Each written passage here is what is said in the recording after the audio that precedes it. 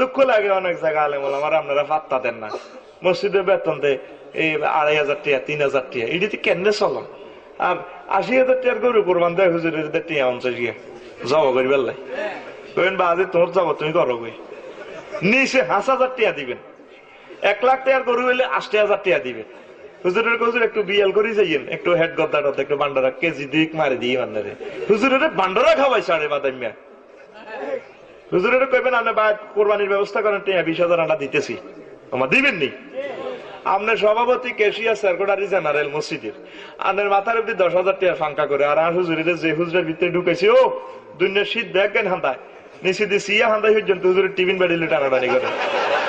তারপরে গরমকালে এসকারাফের ফাঙ্কা উগা ফারাত না করি খুলিয়া লাগে আর কি, গরুর ফার্মের ফাঙ্কা করে এটা খুলিচ্ছা বেসবিনি কয়টা 300 টাকার কয়েল আছে, হাইলে 300 টাকা দেন ঠিকঠাক করিয়ে দেন 300 টাকা জসিমবার তো আনি 300 টাকার ফ্যান এটা আনি লাগায় হুজুরের মাথার অব্দি ঘুরে দিতেন সাগরিকা 2610 নম্বরের ইঞ্জিন ঘুরে ও মাগো ক্যার ক্যার ক্যার ক্যার মাগো ক্যার ক্যার ক্যার ক্যার মাগো ক্যার ক্যার এটা হুজুরে করে আমার ঠিক কিনা? আর অনেক মসজিদে তো হুজুর চাকরি করতে করতে যদি মরিও যায় হুজুরের ছুটি নাই, কিন্তু আপনি সভাপতি সেক্রেটারি ক্যাশমিয়ার ও বাবা আপনি ঠিক আছেন এবার এত রিমোট রায় হত্তি রাইতে তো ম্যাডামের লাগে হুতি বক্স কাটে ম্যাডাম ইয়ান দিয়ে আবার ইয়ান দিদি রিমোট ছা পেলো ডার্লিং এই রাসলিন না হান্টার দিতাম।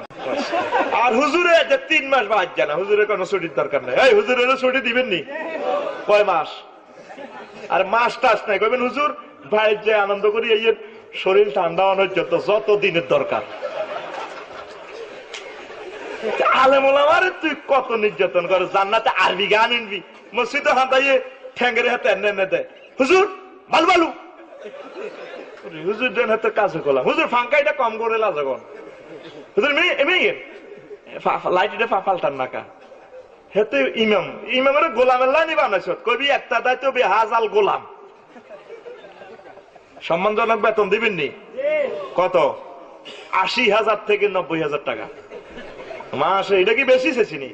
তুমি বিদেশ থেকে মাল কামাইতে আসো 90,000 1 লাখ 1 কোটি টাকা করে, আমার আলেমকে সম্মানজনক ভাবে বেতন দিবেন, তাইলে জান্নাতে আরবি গান শুনবেন, আলেমের গোসিলে জান্নাতে যাইবেন। নারায়ে তাকবীর।